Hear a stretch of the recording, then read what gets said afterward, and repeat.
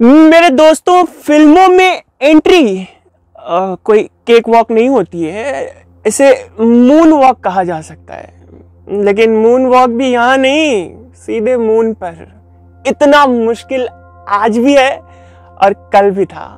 मगर कुछ लोग कहते हैं ना कि लक बाय चांस फिल्मों में ला लिए जाते हैं, आते नहीं हैं। हेलो जी, मुझे आरजे शाहनवाज कहते हैं।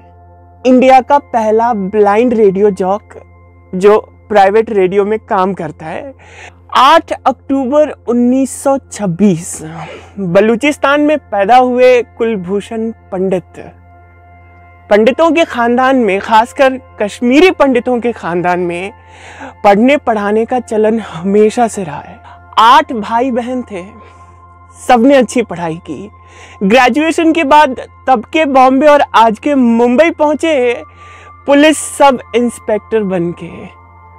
मैनरिज्म तो तब भी इनका वैसा ही था जैसा कि राजकुमार बनने के बाद। लोग देखते तो यही कहते, हीरो मटेरियल है, बन जाइए। खास करके एक जेपी खान हुआ करते थे, उनके भाई अली बार बार ये कॉम्प्लीमेंट राजकुमार को देते। दिल में गुदगुदी मचती, हसरतें उफान मारने लगती कि यार अब बन ही जाऊं।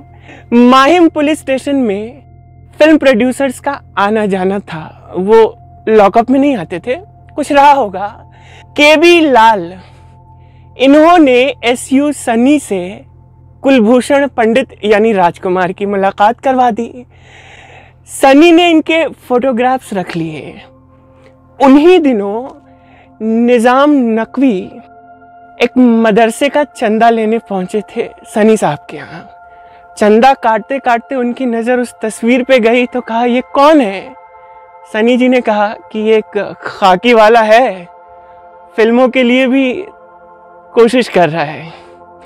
निजाम नकवी ने लगे हाथों मौका दे दिया।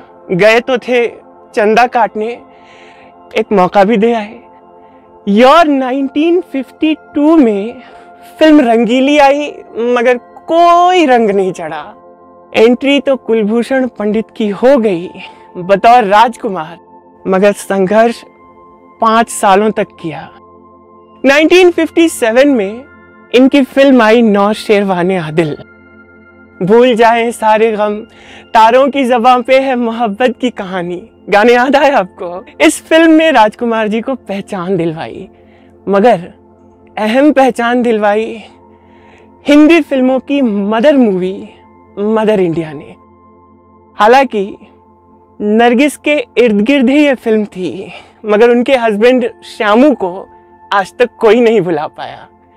1959 में राजकुमार डायरेक्ट खड़े हो गए दिलीप कुमार के सामने। फिल्म पैगाम और दिलीप कुमार से थोड़े भी कम नजर नहीं आए, अच्छे नोटिस किए गए। 60 में कई फिल्में आई, दिल अपना और प्रीत पराई, दिल एक मंदिर, मेरे हुजूर जैसी फिल्मों का सफर चलता रहा। 1965 में यश चोपड़ा ने डायरेक्ट की वक्त, पहली मल्टी स्टारर फिल्म। मतलब ये जो भूले बिछड़े भाइयों की कहानी वाली फिल्में होती है ना, उसकी ये मदर मूवी हो सकती है। इसमें सुनील दत्त, शशि कपूर और बलराज साहनी के साथ राज साहब भी थे। और चेनॉय सेठ को कई बार ताकीद करते हैं कि जिनके घर शीशे के हो वो पत्थर नहीं मारा करते। अभी भले इसे चेंज कर दिया गया है। बहरहाल हमराज भी आई और चोपड़ास के साथ इनका एसोसिएशन अच्छा था। चेतन आनंद, जो कि फिल्मों में इनके वन ऑफ द बेस्ट दोस्तों में से थे, उन्होंने फिल्म बनाई हीर रांझा। पोएटिक सेंस के डायलॉग थे। कोई और हीरो होता तो बहुत ज़्यादा ओवर ड्रामेटिक फिल्म लगती, मगर राजकुमार ने जिस तरह से डायलॉग मारे, गजब। लाल पत्थर, मर्यादा और तमाम फिल्में आती चली गई। राजकुमार का मैनरिज्म लार्जर देन लाइफ होता चला गया। कोई और राजकुमार की कोशिश भी करता तो वो बहुत ज़्यादा छोटा और बनावटी दिखाई देता। राजकुमार अपने टेम्परामेंट और अपने बेबाकीपन के लिए भी खूब जाने गए। खास करके उनका वो सिनिकल नेचर, वो दो टूक किसी के भी सामने अपनी कह देते थे, और उनके इस सरकाज़म से धर्मेंद्र, जितेंद्र, राजेश खन्ना, गोविंदा, स्मिता पाटिल, जीनत अमान, रामानंद सागर और शक्ति सामंत भी नहीं बच पाए। जैसे उन्होंने धर्मबाजी के बारे में कह दिया था फिल्म काजल के सेट पे मिलते ही कि किस पहलवान को पकड़ लाए। Zeenat Aman well known face थी, उनको इन्होंने एडवाइस दिया कि फिल्मों में काम कीजिए। स्मिता पाटिल के नए नक्श को देखकर कहा था ये कौन हीरोइन है भाई। गोविंदा ने शर्ट गिफ्ट की, उसका रुमाल बना लिया। ओम पुरी क्लाइमेक्स सीन में बस एक गोली खाना चाहते थे, राज साहब ने गोलियों की बौछार कर दी। और कितने किस्से सुनाऊं आपको। फिल्म धर्म कांटा के सेट पर राजेश खन्ना और जितेंद्र को एक्स्ट्रा आर्टिस्ट कह दिया था। प्रोड्यूसर डायरेक्टर ने हाथ पांव जोड़े कि साहब मैं मर जाऊंगा, हार्ट अटैक हो जाएगा, कुछ कीजिए। तब जाके डैमेज कंट्रोल हुआ। राजकुमार फिल्मों में रहते हुए भी फिल्मी नहीं थे, और फिल्मों में एंट्री भी उनकी अपने स्टाइल में होती थी। वो अपनी शर्तों पे फिल्मों में काम किया करते, और आज भी उनके चाहने वालों की कोई कमी नहीं है। आप रूरल इंडिया चले जाइए, यूट्यूब वाला ज़माना है, कोई ना कोई आपको राजकुमार की फिल्म देखते ज़रूर मिल जाएगा। राजकुमार की नकल आज भी लोग करते हैं, मगर उस मैनरिज्म को कौन पकड़ पाएगा, उस सिनिकल नेचर को कौन पकड़ पाएगा, उस अनप्रेडिक्टेबिलिटी को कौन पकड़ पाएगा, और उस ईमानदार सोच को कौन पकड़ पाएगा? शायद नहीं। राजकुमार जब अपने आखिरी दौर में पहुंचे, जबकि उनकी उम्र हो चली थी, तब एक गुटखा पान मसाला का एडवर्टीजमेंट ऑफर आया उनके पास। उन्होंने ब्लंटली मना कर दिया, जिसे बाद में 2 बड़े फिल्म स्टार्स ने किया था।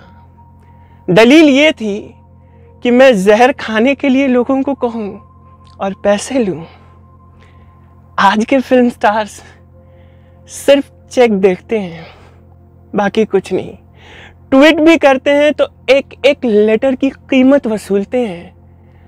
राजकुमार अपने वसूलों के पक्के थे। राजकुमार वही थे जब डॉक्टर ने कहा कि गले में कैंसर है, उन्होंने कहा राजकुमार को छोटी बीमारी नहीं हो सकती। राजकुमार दिलीप कुमार के साथ एक खामोश अदावत रखते थे, मगर जब सुभाष घई पहुंचे तो यही कहा कि राजकुमार के बाद अगर कोई एक्टर है तो दिलीप कुमार।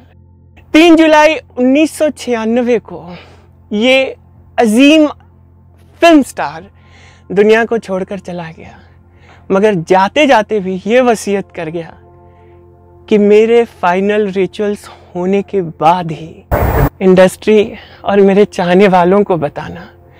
मौत भी एक मेरा निजी मसला है और ज़िंदगी भी।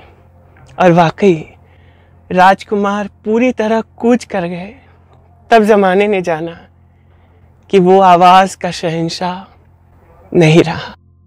जिस राजकुमार की आवाज़ पे दुनिया फिदा है आज भी, आखिरी वक्त पर वो इशारों में बात किया करते। ज़िंदगी के ये भी रूप हैं, तभी तो कहते हैं ना कि कभी अर्श पे, कभी फर्श पे, कभी तेरे घर, कभी दर बदर। ऐ ज़िंदगी तेरा शुक्रिया, मैं कहाँ कहाँ से गुजर गया। कैसी लगी आपको मेरी ये छोटी सी कोशिश द ग्रेट राजकुमार के लिए? पसंद आई हो तो इसे like, share, subscribe bell icon के साथ कीजिएगा। बस हमारी तो यही गुजारिश होती है। एंड अगले वीडियो के इंतज़ार में रहिए, अपना ख्याल रखिए, एंड कभी किसी से बैर नहीं, क्योंकि कोई खैर नहीं।